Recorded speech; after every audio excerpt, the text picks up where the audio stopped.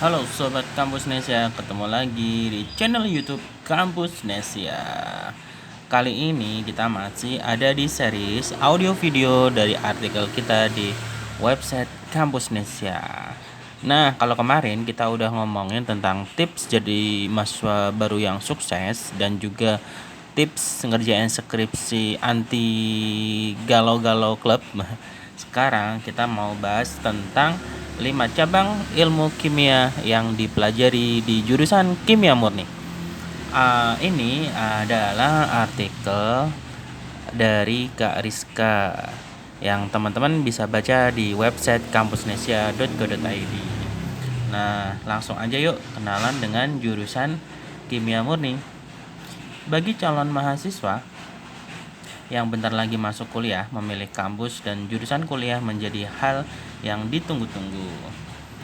Tak sedikit calon mahasiswa yang sudah merencanakan jurusan sejak jauh-jauh hari. Emang harus demikian ya. Pemilihan jurusan tersebut didasarkan pada minat dan bakat masing-masing calon mahasiswa. Salah satu jurusan yang tidak terlalu diminati oleh calon mahasiswa adalah jurusan kimia murni. Bagi sebagian orang, mungkin jurusan tersebut terdengar sulit dan menyeramkan, tapi sebenarnya tidak semenakutkan itu kok. Kalau di Undip, kimia murni itu nanti masuknya FSM. Berbeda dengan teknik kimia ya, atau Fakultas Sains dan Matematika. Mata kuliah yang diajarkan di jurusan kimia murni sebenarnya tidak terlalu berjauh berbeda dengan pelajaran kimia saat kita SMA. Hanya saja lebih mendetail dan luas. Jika sobat tertarik mengambil jurusan kimia murni, akan dipelajari struktur, reaksi, instrumen analisis kimia, dan masih banyak lagi. Nah, di kesempatan kali ini kita akan bahas tentang 5 cabang ilmu kimia yang umumnya dipelajari di jurusan kimia murni. Apa saja? Ini dia daftarnya. Yang pertama, kimia organik, yaitu kita nanti akan mempelajari mengenai segala sesuatu tentang senyawa organik, mulai dari struktur, reaksi, hingga proses sintesisnya. Kimia organik juga mempelajari mengenai senyawa metabolit sekunder yang dimiliki oleh tumbuhan dan pemanfaatannya. Pasti seru nih guys.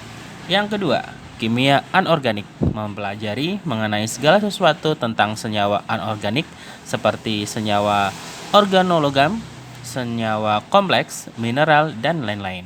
Kimia anorganik juga mempelajari mengenai unsur-unsur yang terdapat di alam semesta.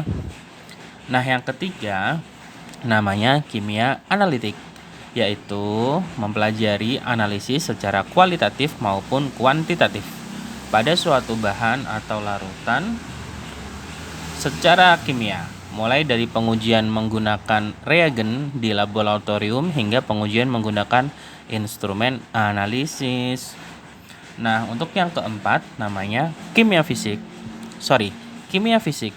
yaitu mempelajari ilmu kimia secara makroskopik dan mikroskopik serta energi dan proses yang menyertai reaksi kimia berdasarkan prinsip-prinsip ilmu fisika.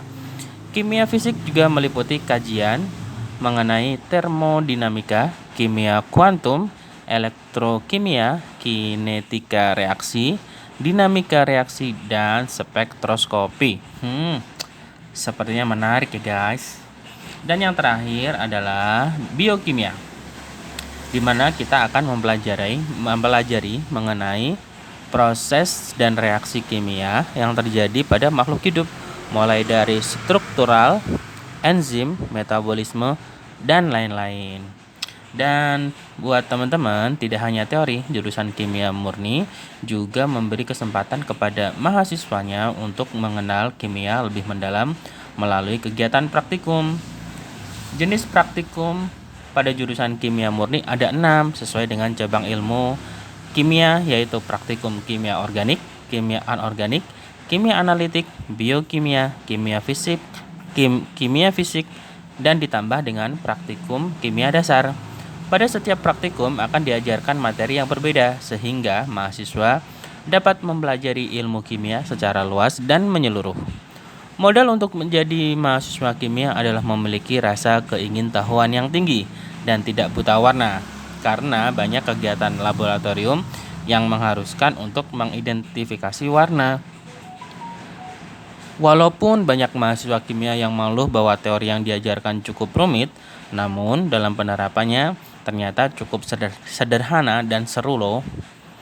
Prospek kerja untuk lulusan kimia murni juga luas, diantaranya analisis laboratorium baik di perusahaan swasta maupun kementerian, quality control, quality assurance, research dan development di industri pangan, farmasi, petrokimia, tekstil, dan lain-lain.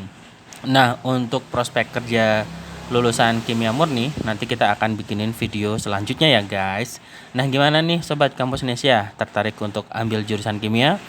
Oke, demikian tadi audio video dari artikel kita yang berjudul Cabang Ilmu Kimia yang dipelajari di jurusan Kimia Murni. Ini adalah tulisan dari Kak Indra Nareswari. Buat teman-teman yang mau baca versi artikelnya bisa langsung kunjungin kampusnesia.co.id.